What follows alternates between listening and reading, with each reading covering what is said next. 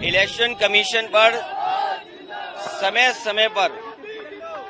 समय पर उंगलियां उठाई हैं और चाहे वो प्रधानी का चुनाव हो, विधानसभा का चुनाव हो, लोकसभा का चुनाव हो, कि इलेक्शन कमीशन के जो फैसले हैं, इलेक्शन कमीशन का जो काम करने का तरीका है, उससे लोग संतुष्ट नहीं हैं। इलेक्शन कमीशन पे कई बार उंगली उठी है और यूपी के चुनाव में तो न जाने कितनी बार उंगली उठी है।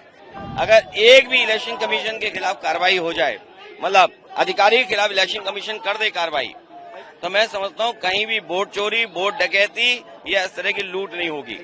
वीरांगना अवंतीबाई लोधी का सम्मान सभी को करना चाहिए और सरकार के लोगों को विशेष इसलिए करना चाहिए कि संसाधन उन्हीं पर हैं।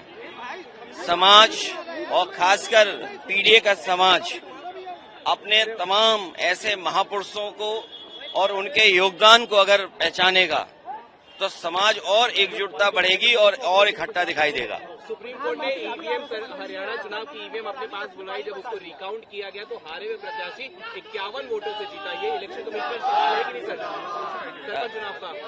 इलेक्शन कमीशन पर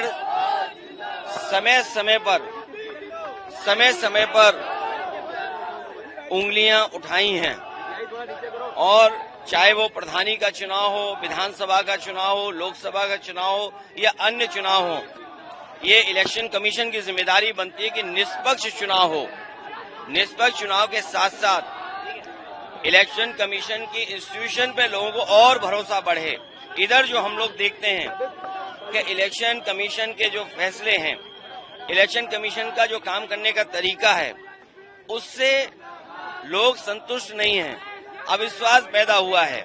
अभी हाल ही में जो वोट चोरी, वोट डकैती को लेकर के बड़े पैमाने पर देश को इंडिया गठबंधन और खासकर जो बीजेपी से अन्य दल हैं, उन्होंने कोशिश की और उसका परिणाम यह हुआ कि सुप्रीम कोर्ट को भी उन बातों को मानना पड़ा जो विपक्ष कह रहा था। इलेक्शन कमीशन पे कई बार उंगली उठी है और यूपी के चुनाव में तो न जाने कितनी बार उंगली उठी है। ये तो पहला फेज था कि जहां हम अपना वोट बचा सकते हैं, अपनी वोटर लिस्ट में शामिल कर सकते हैं, ये पहला चरण है। लेकिन इसके बाद जो प्रशासन काम करता है, सरकारें जो काम करती हैं, उस पर इलेक्शन कमीशन कोई कार्रवाई नहीं करता।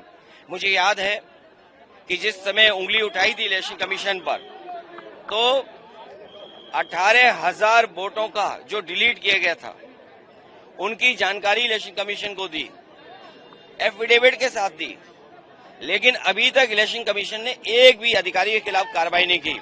अगर एक भी इलेक्शन कमीशन के खिलाफ कार्रवाई हो जाए, मतलब अधिकारी के खिलाफ इलेक्शन कमीशन कर दे कार्रवाई, तो मैं समझता हूं कहीं भी वोट चोरी, वोट डकैती या इस तरह की लूट नहीं होगी।